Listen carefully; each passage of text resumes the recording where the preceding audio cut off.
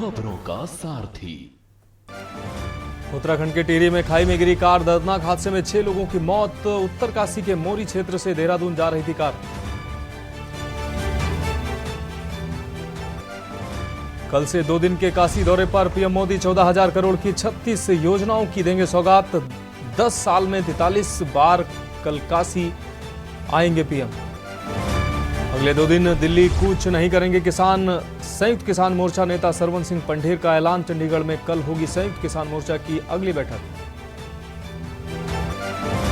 लोकसभा चुनाव में हुआ सपा कांग्रेस गठबंधन। यूपी में कांग्रेस को मिली 17 सीटें। लखनऊ में साझा प्रेस कॉन्फ्रेंस कर दोनों दलों ने किया ऐलान। यूपी में कल से शुरू होगी बोर्ड परीक्षाएं। 55,25,000 छात्र देंगे यूपी बोर्ड। 10वीं और 12वीं की परीक्षा 75 जिलों में 8,265 केंद्रों पर होगी परीक्षा। और लोकप्रिय रेडियो होस्ट अमीन सयानी का 91 साल की उम्र में निधन। बिना का गीतमाला से दिलों पर किया राज। अमीन सयानी के निधन से सदमे में परिवार। देख रहे हैं के न्यूज, खबरों का सारथी।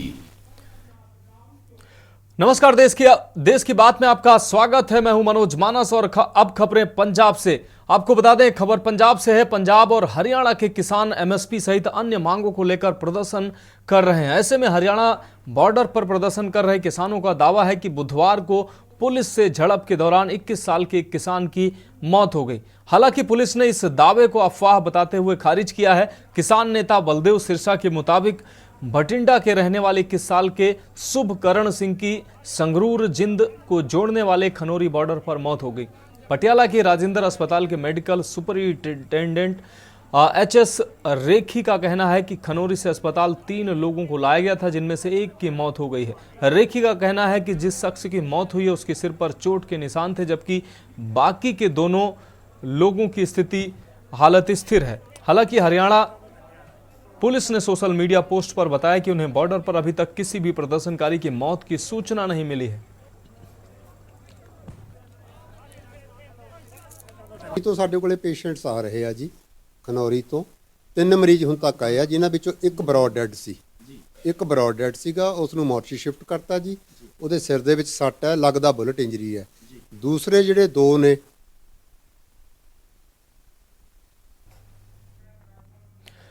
अब बात करेंगे अगली खबर की। हरियाणा पंजाब के ट्यूकर बॉर्डर पर स्थिति पूरी तरह नियंत्रण में है। किसानों ने पंजाब सीमा में बैठकर शांतिपूर्वक प्रदर्शन किया है। किसी भी अप्रिय घटना का कोई भी समाचार नहीं है। वहीं पिहोवा के ट्यूकर बॉर्डर पर भारी मात्रा में पुलिस बल तैनात है। हरियाणा पुलिस के अलावा आरएएफ तथा बीएसएफ के जवान भी तैनात किए गए हैं। किसी भी स्थिति से निपटने के लिए प्रशासन ने पुख्ता इंतजाम किए हैं। डीएसपी रजत गुलिया पिछले कई दिनों से मौके पर कमान संभाले हुए हैं। डीएसपी रजत गुलिया ने बताया कि पुलिस प्रशासन हर स्थिति से निपटने के लिए तैयार है। अभी तक किसी भी अप्रिय घटना का कोई समाचार नहीं मिला है। स्थिति पूर्ण नियंत्रण में है तथा माहौल भी शांतिपूर्ण बना हुआ है।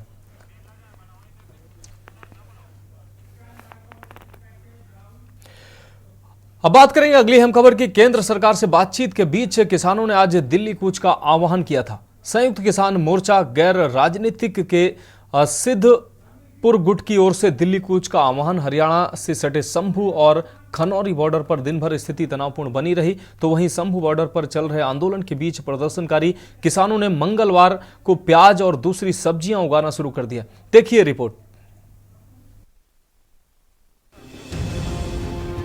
शंभू बॉर्डर पर चल रहे आंदोलन के बीच प्रदर्शनकारी किसानों ने मंगलवार को प्याज और दूसरी सब्जियां उगाना शुरू कर दिया है। पंजाब से बीज लेकर आए इन किसानों ने बॉर्डर पर इन्हें बोना शुरू कर दिया है। किसान इनका इस्तेमाल अपना खाना बनाने में करेंगे। प्याज के अलावा ये टमाटर और लौकी उगाने की भी सोच रहे हैं।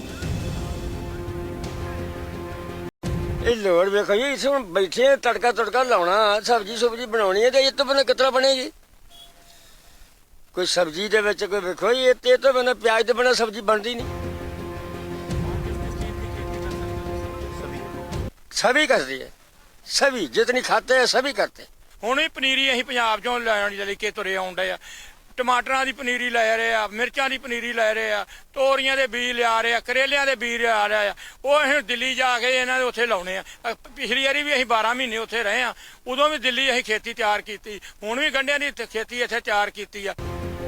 पंजाब और हरियाणा के बीच शंभू और खनौरी बॉर्डर पर किसानों ने डेरा डाला हुआ है। केंद्र सरकार के 5 साल के लिए एमएसपी पर दालों, मक्का और कपास की खरीद के प्रस्ताव को उन्होंने खारिज कर दिया। बुधवार को ये अपना दिल्ली चलो मार्च फिर से शुरू करने के लिए तैयार है।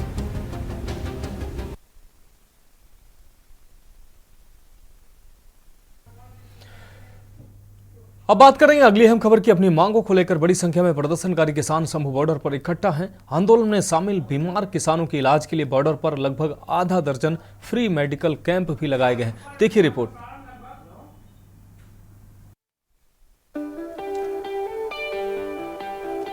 अपनी मांगों को लेकर बड़ी संख्या में प्रदर्शनकारी किसान शंभू बॉर्डर पर इकट्ठा हैं। आंदोलन में शामिल बीमार किसानों के इलाज के लिए बॉर्डर पर लगभग आधा दर्जन फ्री मेडिकल कैंप लगाए गए हैं।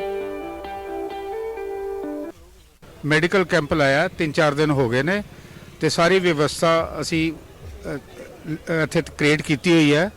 ਅਸੀਂ ਅੰਮ੍ਰਿਤਸਰ ਤੋਂ ਇੱਕ ਐਂਬੂਲੈਂਸ ਲੈ ਕੇ ਆਇਆ ਜਿਹਦੇ ਵਿੱਚ ਆਈਸੀਯੂ ਫਿਟਡ ਹੈਗਾ, ਆਕਸੀਜਨ ਗੈਸ ਹੈਗੇ ਨੇ। ਇੱਕ ਵੈਨ ਅਸੀਂ ਲੁਧਿਆਣੇ ਤੋਂ ਲੈ ਕੇ ਆਇਆ। ਸਾਡੇ ਸਾਰੇ ਵਰਕਰ ਜਿਹੜੇ ਵਲੰਟੀਅਰ ਨੇ ready to serve the humanity. ਸਾਡਾ ਕੋਈ ਪੋਲੀਟੀਕਲ ਮਕਸਦ ਨਹੀਂ ਹੈਗਾ। ये मेडिकल कैंप किसानों को जरूरी सेवाएं दे रहे हैं। यहाँ दर्द, खांसी, बुखार की दवा और ऑक्सीजन थेरेपी दी जा रही है।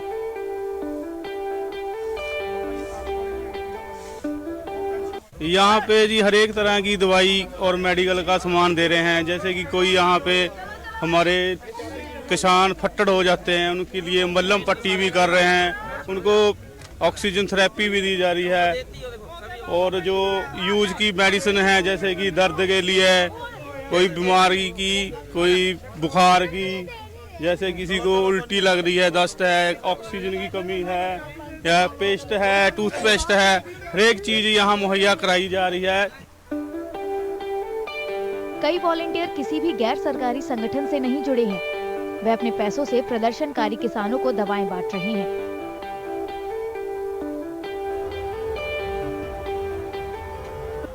एक्चुअली ये थार मेरे फ्रेंड की है। हम जिस दिन पहले दिन आए थे हमारे पास यही सोर्स था यहाँ तक आने का, तो हमने थार को ही एम्बुलेंस बना लिया जिसमें हमने 100 से 150 किसानों के लिए ड्रेसिंग का सामान और कुछ मेडिसिन रखी थी, फर्स्ट एड मेडिसिन थी। जब हम यहाँ पे पहुँचे हमें पहले 2 दिन बहुत ही ज़्यादा क्रिटिकल सिचुएशन में 200 से 250 इंजर्ड जो पेशेंट्स थे हमारे पास पहुँचे, जिनका हमने यहाँ पे फर्स्ट एड ट्रीटमेंट किया। आंदोलन कर रहे किसान इलाज में मदद कर रहे वॉलंटियरों की तारीफ करते नहीं थक रहे। हम पहले दिन आए थे, हम तो शांत में यहाँ है ना रुके थे। इन्होंने के इधर हरियाणा सरकार के जो ये लगा हुआ है ये धरना, हमारे ये कहते हैं तुम हल्ला करते हो, ये करते हो। इन्होंने हमारे पर बम छोड़े, अथरू गैस के छोड़े। वो अथरू गैस का जो बम छोड़ा तो वो हमारे सिर में बजा। तो हम उधर से आए तो वैन से ड्रेसिंग कराई, इन्होंने हमारी ड्रेसिंग की। हमारे दिल में भी आया कि ये इतना अच्छा काम कर रहे हैं। किसान एमएसपी यानी न्यूनतम समर्थन मूल्य के लिए कानूनी गारंटी के अलावा स्वामीनाथन आयोग की सिफारिशों को लागू करने और कर्ज माफी जैसी मांगों को लेकर दिल्ली चलो मार्च कर रहे हैं।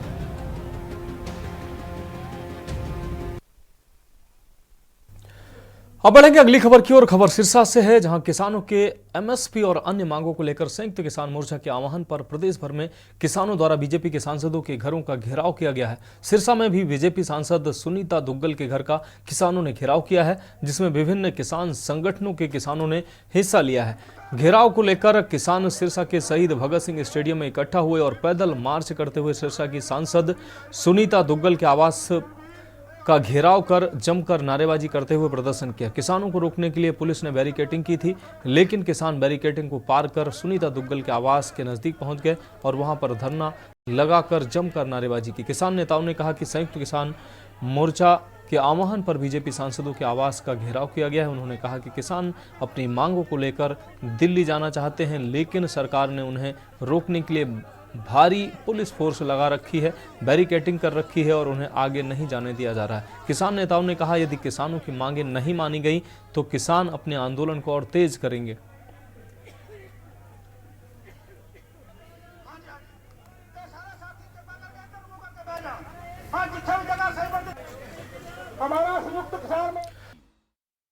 ब्रेक के बाद देश की बात में एक बार फिर से आपका स्वागत है। अब रुक करते हैं दिल्ली की खबरों का। दिल्ली के मुख्यमंत्री ने शहर सरकार की मुख्यमंत्री तीर्थ यात्रा योजना के तहत 91वीं ट्रेन को हरी झंडी दिखाई है। 780 वरिष्ठ नागरिक गुजरात के द्वारकाधीश मंदिर के दर्शन के लिए रवाना हुए हैं। दिल्ली सरकार के मुताबिक अब तक इस योजना के तहत लगभग 85,000 वरिष्ठ नागरिकों के लिए विभिन्न तीर्थ स्थलों की 90 ट्रेनें यात्राएं आयोजित की गई हैं। कार्यक्रम के दौरान केजरीवाल ने कहा, हर हफ्ते एक ट्रेन निकलती है। आज तक 90 ट्रेनें भेजी जा चुकी हैं और आज 91वीं ट्रेन है। लोग बहुत खुश हैं और इसका पूरा खर्चा दिल्ली सरकार उठा रही है। वह ऐसी जगह जाना चाहते हैं लेकिन गरीबी के कारण वे असफल हो जाते हैं जो लोग, लेकिन इस कार्यक्रम के माध्यम से उन्हें मौका मिलता है और मैं उनकी सुरक्षित यात्रा की कामना करता हूं। मुख्यमंत्री अरविंद केजरीवाल ने बुधवार को कहा कि दिल्ली सरकार शहर के वरिष्ठ नागरिकों के परिवार की तरह देखभाल कर रही है और देश भर के तीर्थ स्थलों की यात्रा करने की उनकी इच्छा को पूरा करना अपना कर्तव्य समझती है।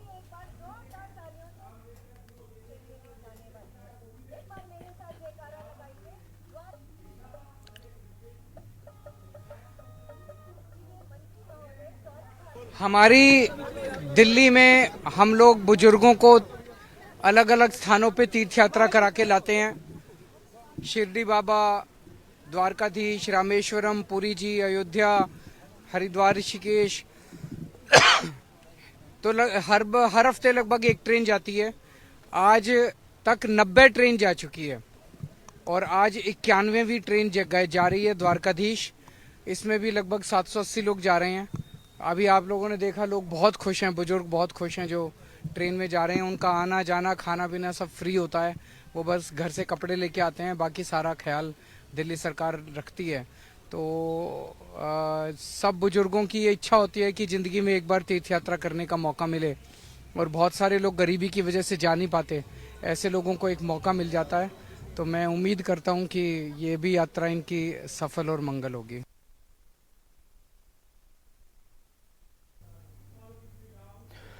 रुक करेंगे अगली खबर का। आपको बता दें, नमस्कार भाइयों और बहनों, मैं आपका दोस्त अमीन सयानी बोल रहा हूं। अब यह परिचय फिर कभी नहीं सुना जा सकेगा।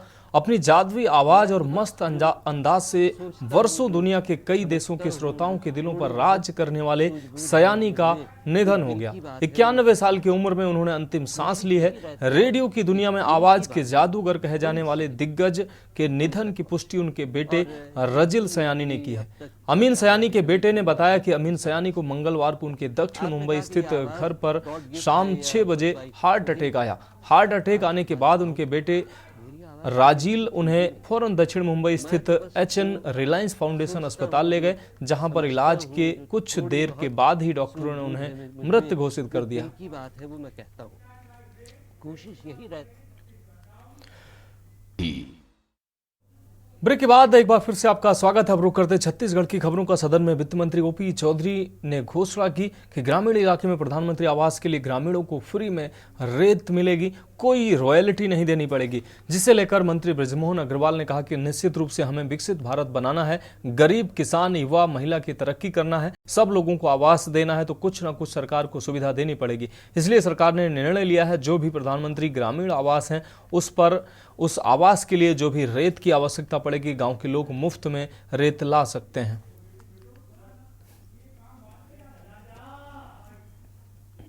देखिए, निश्चित रूप से अगर हमको विकसित भारत बनाना है और हमको गरीब, युवा, महिला और किसान की तरक्की करना है और सब लोगों को अपना स्वयं का आवास देना है, तो कुछ न कुछ सरकार को सुविधाएं देनी पड़ेगी। और इसलिए सरकार ने निर्णय लिया है कि जो जितने भी ग्रामीण प्रधानमंत्री आवास हैं, उन आवास के लिए जो रेत की आवश्यकता पड़ेगी, गांव के लोग अपने आसपास के स्थानों से मुफ्त में रेत ला सकते हैं, क्योंकि उनको अभी तक जो रेत के ठेकेदार हैं, जिनके पास में लीज है, उनसे खरीदना पड़ता था। अब वो अपने आसपास के स्थानों से मुफ्त में रेत ला पाएंगे, उस पर रॉयल्टी नहीं लगेगी और सरकार उनको फ्री में रेत उपलब्ध। अगली खबर कांकेर से है, जहां नया बाजार से विकसित भारत संकल्प यात्रा के द्वितीय चरण का शुभारंभ किया गया है, जहां शिविर आयोजित करके हितग्राहियों को मोदी की गारंटी योजनाओं की जानकारी दी गई। बता दें कि विकसित भारत संकल्प यात्रा का सबसे बड़ा मकसद है कि कोई व्यक्ति सरकारी योजना के लाभ से छूटे ना। जागरूकता की कमी या फिर किसी दूसरे कारणों से कुछ लोग सरकारी योजनाओं के लाभ से वंचित रह जाते हैं। इसलिए ये मोदी की गारंटी गाड़ी गांव-गांव जाकर लोगों को जागरूक कर रही है।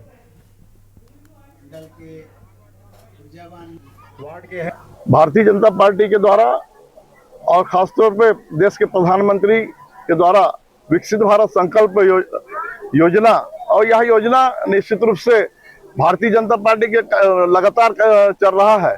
आज यह जो योजना है, एक ऐसा कोई व्यक्ति नहीं होगा जो केंद्र के भारतीय जनता पार्टी सरकार की योजना या राज्य के योजना और मोदी जी के गारंटी के तहत जितने भी हमारे जो घोषणाएं हैं, वो घोषणा के अनुरूप धीरे धीरे लाभ मिल रहा है। आज इस विकसित भारत संकल्प यात्रा का द्वितीय चरण है।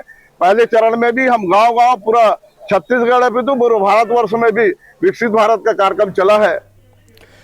अगली खबर भाजपुर से, जहां मनरेगा के कार्यों में लापरवाही के चलते जिला सीईओ ने सचिवों को सस्पेंड किया है, तो रोजगार सहायक की सेवा भी समाप्त करवाई गई है। आपको बता दें, छत्तीसगढ़ पंचायत सेवा अनुशासन तथा अपील नियम 1998 के प्रावधानों के अंतर्गत कार्रवाई की गई है। जिला पंचायत मुख्य कार्यपालन अधिकारी हेमंत रमेश नंदनवार ने महात्मा गांधी नरेगा योजना के स्वीकृत निर्माण कार्य में लापरवाही एवं प्रधानमंत्री आवास योजना के अंतर्गत स्वीकृत आवास को शुरू न किए जाने के कारण कार्रवाई की गई है।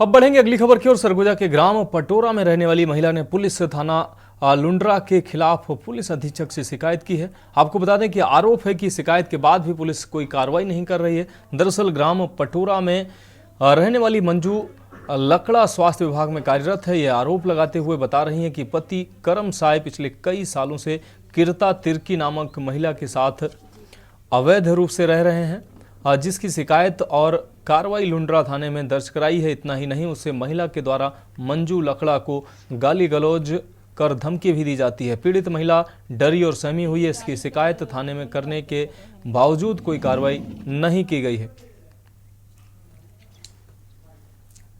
सर, परेशानी ये है कि मेरे आदमी जो है वो किसी दूसरी औरत के साथ रह रहा है, और मैं औरत जो है वो मेरे को फोन से गाली गलौज करती है और जान से मारने की धमकी भी देती है, और मुझे मानसिक रूप से बहुत प्रताड़ित भी कर रही है। इस पे मैं थाना लुंड्रा भी जा चुकी, थाना दरिमा भी गई थी, थाना बतौली भी गई थी, महिला थाना भी गई थी, लेकिन पुलिस वाले इसमें कोई कार्यवाही नहीं कर रहे हैं। सर, मैं चाहती हूँ कि मुझे न्याय मिले और उनको कार्यवाही मिलना चाहिए। इस बीच केंद्रीय मंत्री अनुराग ठाकुर की प्रेस कॉन्फ्रेंस चल रही है, सुनाते हैं क्या कुछ कह रहे हो। को मिला गन्ना किसानों को, और 2020-21 में 93,011 करोड़ रुपया मिला। 2021-22 में 1,18,618 रुपये मिले, और 2022-23 में 1,14,005 रुपये मिले, और ये लगभग 99.9% पैसा इनके खाते में सीधा चीनी मिलों द्वारा दिया गया। और इस साल भी अब तक 81% से ज्यादा पैसा अब तक मिल चुका है। तो कैसे मोदी सरकार की गारंटी, मोदी की गारंटी जो है किसानों की आमदन को दोगुना करने के लिए लगातार, इसके लिए हम प्रतिबद्ध भी हैं और सारे कदम उस दिशा में उठाए गए हैं। दूसरा निर्णय, क्योंकि किसान के पास पशुपालन का भी काम होता है, तो नेशनल लाइव स्टॉक मिशन के अंतर्गत एक सब स्कीम, ये हमारे पशुपालन और डेयरी विभाग के मंत्रालय से जुड़ा हुआ है। इसमें एक बड़ा परिवर्तन लाने के लिए, क्योंकि जो हमारे पैक एनिमल्स होते हैं, यानी कि भारवाही पशु जैसे कि घोड़े, ऊंट, गधा, खच्चर आदि की संख्या देश भर में घट रही है, और देसी नस्ल की कुछ प्रजातियां लुप्त होने के कगार पर हैं। तो इसलिए पशुधन एवं पोल्ट्री की प्रोडक्टिविटी में सुधार लाने के लिए तथा फॉडर और फीड की उपलब्धता को बढ़ाने के लिए नेशनल लाइवस्टॉक मिशन चलाया जा रहा है और इसके अंतर्गत ब्रीड इंप्रूवमेंट, नस्ल को सुधार करने के लिए ब्रीड मल्टीप्लिकेशन फॉर्म बनाने का काम हो रहा है। अच्छी क्वालिटी के फॉडर के सीड प्रोडक्शन और सर्टिफिकेशन संबंधी कार्य किए जा रहे हैं और इसके लिए एंटरप्रेन्योर्स के रूप में कोई व्यक्ति हो, इंडिविजुअल हो, सेल्फ हेल्प ग्रुप हो, फार्मर प्रोड्यूसर ऑर्गेनाइजेशन हो, फार्मर्स की कोऑपरेटिव ऑर्गेनाइजेशन हो, इन सबको 50% कैपिटल सब्सिडी इसका प्रावधान दिया गया है और जिसकी अधिकतम सीमा 50 लाख रुपया रखी गई है। इसके अतिरिक्त पशुधन का इंश्योरेंस और रिसर्च एंड डेवलपमेंट के कार्य भी किए जाते हैं। अब मैं इसमें थोड़ा विस्तार में अगर आपको कहूं तो पैक एनिमल्स जैसे कि घोड़े, ऊंट, गधा, खच्चर के ब्रीड मल्टीप्लिकेशन के कार्यों को भी लिया जाएगा और पशुधन जैसे कि पोल्ट्री और पैक एनिमल्स के ब्रीडिंग फार्म को स्थापित किया जाएगा। इसके साथ साथ देश में फॉडर की उपलब्धता को बढ़ाने के लिए डिग्रेडेड फॉरेस्ट लैंड तथा नॉन फॉरेस्ट वेस्ट लैंड, चारागाहों, बंजर भूमि में भी फॉडर के प्रोडक्शन यानी कि चारा के प्रोडक्शन के कार्य को भी लिया जाएगा। तो इसके प्रोडक्शन को प्रोत्साहन देने के लिए गोडाउन की सुविधा हो, रिसीविंग शेड हो या फिर ड्राइंग प्लेटफॉर्म या मशीनरी हो, इसके लिए भी कैपिटल सब्सिडी दी जाएगी। इंश्योरेंस को प्रोत्साहित करने के लिए सभी प्रकार के पशुधन जिसमें अब पैक एनिमल्स को भी इंश्योरेंस करने का लाभ मिलेगा। अब इसमें एक समान इनको प्रीमियम देना पड़ेगा। पहले लगभग 20% से लेकर 50% तक प्रीमियम देना पड़ता था, अब 15% ही प्रीमियम देना पड़ेगा और इंश्योरेंस की सुविधा सुअर और खरगोश, पिग और रैबिट को छोड़कर 5 कैटल यूनिट की बजाय अब 10 कैटल यूनिट के लिए उपलब्ध होगी। और जैसा मैंने कहा, रिसर्च एंड डेवलपमेंट के लिए प्रोजेक्ट के लिए भी चैलेंज मेथड के आधार पर प्राइवेट इंस्टीट्यूशन को 50% तक सब्सिडी, अधिकतम 5 करोड़ रुपए तक की सहायता इसमें भी मिलेगी। इससे हमें लगभग 20 लाख से ज्यादा किसानों को चारा के प्रोडक्शन के लिए, कल्टीवेशन के लिए और पशुधन संबंधी गतिविधियों के लिए सहायता प्रदान की जाएगी और पशुओं की इंश्योरेंस और छोटे और सीमांत किसानों को इसका बहुत बड़ा लाभ मिलने वाला है। इससे फीड और फॉडर, इसके उत्पादन के क्षेत्र में भी और बढ़ावा मिलेगा, उसकी उपलब्धता बढ़ेगी और जो हमारे पैक एनिमल जैसा मैंने कहा, घोड़ा, ऊंट, खच्चर, गधा आदि, इनके भी जेनेटिक इंप्रूवमेंट को बल दिया जाएगा। जो तीसरा निर्णय है वो flood management and border area programme को लेकर है। ये हमारे जल शक्ति मंत्रालय के द्वारा इसको किया जाएगा। ये जो हमारी स्कीम है flood management and border area programme, ये हमारे water resources, river development, Ganga reservation, Bharat सरकार के इस प्रोग्राम को 4100 करोड़ रुपए की राशि उपलब्ध करवाई गई है 2021-22 से लेके 2025-26 तक, जिसमें 2930 करोड़ रुपया फ्लड मैनेजमेंट प्रोग्राम कंपोनेंट के लिए, एफएमपी के लिए दिया जाएगा और 1160 करोड़ रुपया आरएमबीए कंपोनेंट के लिए river management and border area programme के अंतर्गत दिया जाएगा। इसका फंडिंग का पैटर्न जो है ये 60-40 रेशो रहेगी। 60% केंद्र सरकार का, 40% राज्य की सरकार का। और जो पूर्वोत्तर के राज्य और पहाड़ी राज्य हैं, पहाड़ी राज्यों में जम्मू कश्मीर, हिमाचल और उत्तराखंड आता है और नॉर्थ ईस्ट के हमारे बाकी राज्य, इनके लिए फंडिंग 90% भारत सरकार, 10% राज्य की सरकारें देगी और यूनियन टेरिटरीज के लिए 100% हम लोग भारत सरकार की ओर से देंगे। हालांकि फ्लड मैनेजमेंट का काम राज्य की सरकारों का होता है, लेकिन हजारों करोड़ रुपए की सुविधा पहले भी भारत सरकार ने दी। अब इसको अगले 2021-22 से लेकर 25-26 तक इसको किया गया है और इसकी थ्रेशोल्ड लिमिट को भी एस्टिमेट कॉस्ट जो 100 करोड़ इससे बड़े प्रोजेक्ट है उनको भी जनरल कैटेगरी स्टेट और 50 करोड़ जो है वो हमारे नॉर्थ ईस्टर्न स्टेट और पहाड़ी राज्यों के लिए रखा गया है। इसके लिए 4100 करोड़ रुपए की मंजूरी मोदी सरकार ने की है। महिला सुरक्षा के लिए हर कदम हमारी सरकार ने उठाए। कानून बनाने की जरूरत पड़ी तो वो भी बनाए, फास्ट ट्रैक कोर्ट भी बनाए जल्द।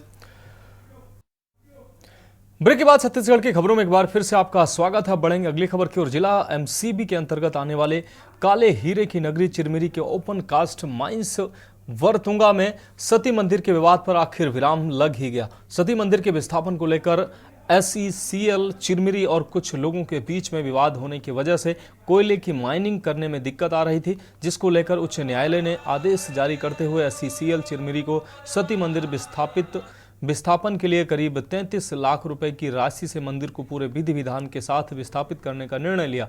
इस कड़ी में आज पूरे विधि विधान से सती मंदिर को वरतुंगा शिव मंदिर प्रांगण में विस्थापित किया गया, जिसमें हिंदू धर्म के रीति रिवाज के अनुसार पूजा अर्चना कर स्थापित किया गया। वहीं साथ ही प्रशासन की पूरी टीम मौजूद रही, जिसके देख रेख में सारा विस्थापन का कार्यक्रम संपन्न कराया गया।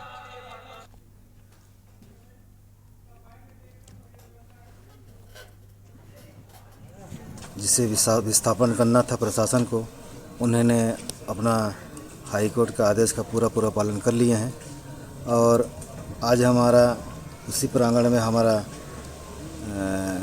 देवगुड़ी है और देवगुड़ी को हमने पुनः उनसे निवेदन किया कि भाई देवगुड़ी को छोड़ दिया जाए। आपका जो हाईकोर्ट का आदेश था, आदेश का पालन हम कर लिए हैं, लेकिन ये देवगुड़ी को बार बार कहते हैं सती मंदिर है, सती मंदिर है। तो सती मंदिर यही था, तो आपने जितना भी सती मंदिर का अवशेष ले गया वो कौन सा सती मंदिर का था? आप देखेंगे यहाँ 3 चीज़ें हैं। एक सती मंदिर परिसर में कलाकृतियाँ हैं जो पत्थरों पर आप बहुत सारे चित्र देख पा रहे होंगे, और एक सती मंदिर के अवशेष हैं जो बाहर बिखरे पड़े हैं, और एक स्वयं सती मंदिर ही है। तो जैसा कि माननीय न्यायालय का आदेश है, हम जिला कार्यालय का आदेश है, हमने इन सभी तीनों चीज़ों की व्यवस्था करी है। आप यहाँ से 300 मीटर दूर शिव मंदिर परिसर है वरतुंगा में, वहाँ एक संग्रहालय बनाया गया है जिला प्रशासन ने कलेक्टर सर के आदेश से। वहाँ हम सती मंदिर की कलाकृतियों को रख रहे हैं। ब्रेक के बाद देश की बात में एक बार फिर से आपका स्वागत है। अब रुक करते हैं मध्य प्रदेश की खबरों का। कान्हा नेशनल पार्क प्रकृति और वन्य जीवों के लिए पूरे विश्व में तो जाना ही जाता है, लेकिन अब एक अलग पहचान भी पक्षियों को लेकर बना रहा है। 15 फरवरी से लेकर 18 फरवरी तक पक्षियों का विशेषज्ञों द्वारा सर्वे कार्य किया गया। कान्हा नेशनल पार्क में देश के 11 राज्यों के करीब 80 पक्षी विशेषज्ञों को चुना गया, जिसमें कर्नाटक, महाराष्ट्र और मध्य प्रदेश के सबसे अधिक प्रतिभागी रहे। विशेषज्ञों को पार्क के अलग अलग करीब 40 बीटों से पैदल भ्रमण कराया गया, जहां उन्होंने पक्षियों की आवाज से विशेषज्ञों ने विभिन्न प्रकार की प्रजातियों के पक्षियों को जाना। वहीं उन्होंने कुछ तस्वीरें भी साझा की हैं। कान्हा टाइगर रिजर्व में कुल 375 प्रकार के पक्षियों की प्रजातियां उपलब्ध पाई गई।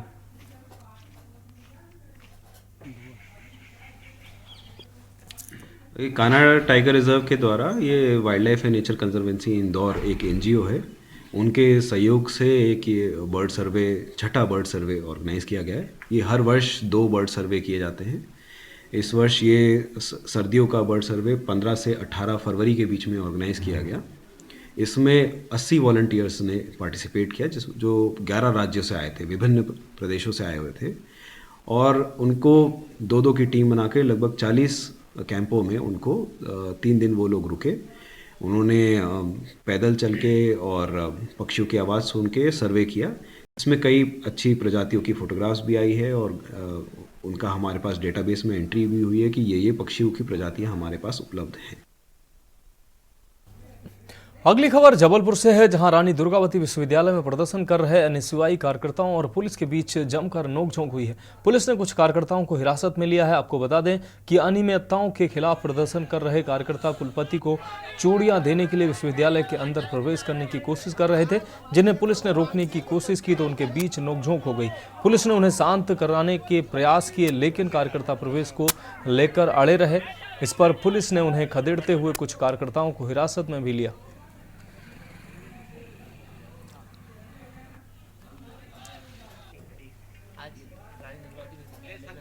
शांतिपूर्ण प्रदर्शन करने के लिए जा रहे थे। जैसे ही हम लोग रानी दुर्गावती विश्वविद्यालय के गेट पहुंचते हैं, प्रशासन के द्वारा हमारे ऊपर बलपूर्वक प्रयोग किया गया, लाठीचार्ज करके हम सभी को पुलिस लाइन ग्राउंड लेकर के आए। हमारी ये मांग थी, जिस प्रकार से आज कुलपति को आए, महीना 2 महीना हो चुके, उसके बाद कुलपति एक कठपुतली की तरह है। कुलपति महोदय जी को खुद नहीं पता कि विश्वविद्यालय को चलाना कैसे है। रेनोवेशन के टेंडर हो गए, बिल हो चुके, उसके बाद ही विश्वविद्यालय की हालत बस से बदतर हुई पड़ी है। गर्मी आ चुकी है, वाटर कूलर की व्यवस्था नहीं है, वहाँ पे लाइट है लेकिन बल्ब नहीं है, फैन है लेकिन बटन नहीं है। इस प्रकार की दुर्घटना और आए दिन हमारे रानी दुर्गावती विश्वविद्यालय में चोरी की घटना सामने आ रही है। उसके बाद कुलपति महोदय का कोई भी इस पे एक्शन नहीं है। हम सभी छात्र एनएसयूआई संगठन आज उनसे बात करने के लिए जा रहे थे। हम लोगों के साथ जिस प्रकार का आप देख सकते हैं किस प्रकार से हम लोगों के साथ बलपूर्वक प्रयोग करके हम लोगों को घायल किया गया। जो विश्वविद्यालय, मैं इस बात से सहमत हूँ, कैमरे लगे हुए हैं, कैमरे में भी घपला है। कैसे, मैं आपको उसका बताता हूँ। आपने कैमरे सिर्फ और सिर्फ जो टेंडर का पैसा होगा उसको दिखाने के लिए आपने जगह जहाँ पे सही प्रयोग होना चाहिए कैमरे का, पार्किंग में, आप मानते कि नहीं मानते, पार्किंग में कैमरा होना चाहिए, वहाँ पे कैमरे की कोई व्यवस्था नहीं है। एंट्रेंस में कैमरा होने की, जहाँ पे छात्रों से कोई दुर्घटना ना हो सके। दूसरे कॉलेज के लोग आके हमारे विश्वविद्यालय में आकर के किसी छात्र को मार के जाते हैं। तो देश की बात में ब्रेक के बाद एक बार फिर से आपका स्वागत है। अब रुक करते हैं हिमाचल की खबरों का। खबर कांगड़ा से, जहां शाहपुर के बसनूर में पिछले दिनों हुई 2 पक्षों में झड़प पर पुलिस कार्रवाई से असंतुष्ट बसनूर के लोगों का प्रतिनिधिमंडल एसपी से मिलने धर्मशाला पहुंचा। ग्रामीणों ने बताया कि वह शाहपुर पुलिस की कार्रवाई से संतुष्ट नहीं है। उन्होंने इस संबंध में एसपी को एक शिकायत पत्र भी सौंपा है। आपको बता दें कि बसनूर पंचायत में कुछ दिन पहले एक घर के बाहर खड़ी कार से कुछ युवक छेड़छाड़ कर रहे थे। इसी बीच घर के अंदर सो रहे युवक की नींद खुल गई और उसके शोर मचाने पर गाड़ी से छेड़छाड़ कर रहे अन्य युवक फरार हो गए, जबकि एक युवक को एकत्रित हुए ग्रामीणों ने बाइक सहित दबोच लिया, जिसकी मदद को आए अन्य युवकों ने डंडों की मदद से अपने साथी को छुड़ाने का प्रयास किया और 2 ग्रुपों में झड़प हो गई। बाइक सवार थे 2 बंदे, दो बाइक सवार में थे, 2 बाइकें थी। तो मैंने करीब देखा तो मतलब अपने घर की साइड में सकता हूँ, मतलब खिड़की से देखा तो वो कुछ अन्य 2 लोग 4 जो चोरी कर रहे थे, मतलब गाड़ी की बोनट खोल रहे थे। उसके बाद हमने उसे पकड़ लिया, बच्चे को। उसने बोला मैं पहले तो कुछ बता नहीं रहा था, मैं कौन हूँ, क्या हूँ, कहाँ से हूँ। फिर हमने थोड़ा डराया उसे, ये बता नहीं तो हम आपको पुलिस के हवाले कर देंगे। पहले जो है एक मैटर पुलिस स्टेशन शाहपुर में रिपोर्ट हुआ था, जिसमें कुछ लोगों द्वारा ये एलिगेशंस लगाए गए कि चोरी करते हुए ऑन द स्पॉट जो है गांव के द्वारा कुछ लोगों को डिटेन किया गया और इसी दौरान जो है इनके ग्रुप्स में आपस में झड़प हुई थी। तो जो बसनूर गांव के लोग आज एक रिप्रेजेंटेशन लेकर मेरे पास आए थे, जो कि जिन्होंने पुलिस स्टेशन शाहपुर की जो इसमें कार्रवाई है उस पर असंतुष्ट वो हैं और इनके हिसाब से जो सही फैक्ट्स हैं और जो इनके स्टेटमेंट्स हैं उनको पुलिस द्वारा जो है नहीं लिया गया है।